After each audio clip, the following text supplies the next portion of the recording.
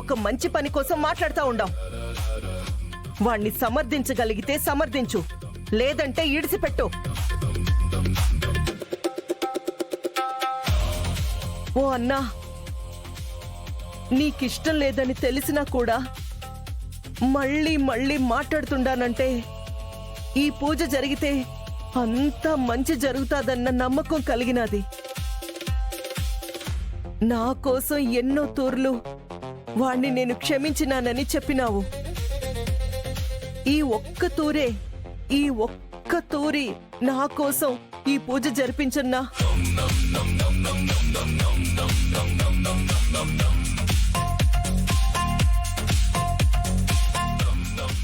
నీకు పుణ్యం ఉంటాదినా. దేవుడి పూజ అంటే ఇంటికి నలుగురిని పిలుస్తాము. ఆ నలుగురిలో వాడొకడు అనుకో. నీకు వాడి మీద కోపం ఉండాది కాబట్టి పక్కింటోడు అనుకో, లేదా పరాయోడు అనుకో. కానీ పూజ మాత్రం జరిపించినా.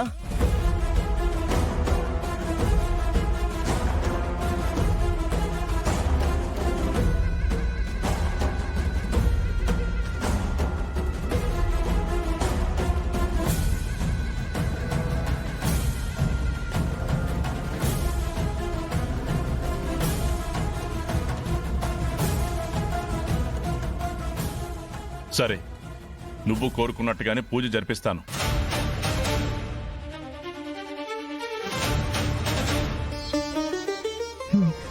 ఇంకా ప్లాన్ సక్సెస్ అయ్యేలా చూడాలి. నీ కోసం జరిపిస్తాను.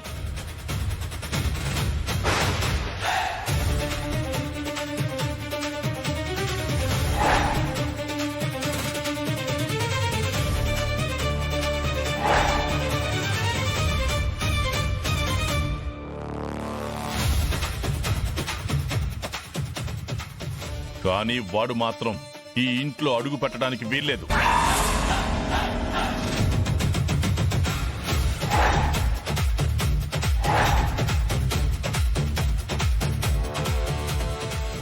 పూజ అనేది బయట జరిపిస్తారో గుళ్ళో జరిపిస్తారో మీ ఇష్టం. నిక్షేపంగా బయట జరిపించొచ్చు కృష్ణరాజు గారు. మీ ప్రాంగణమే కాబట్టి ఇంటి బయటనే జరిపిద్దాం.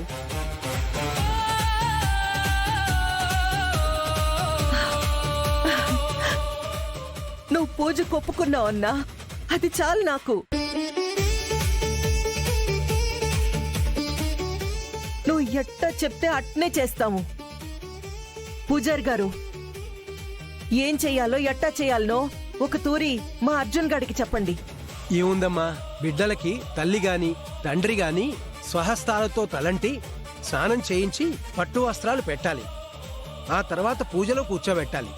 అట్నే పంతులు గారు, మీరు చెప్పినట్టే చేపిస్తా.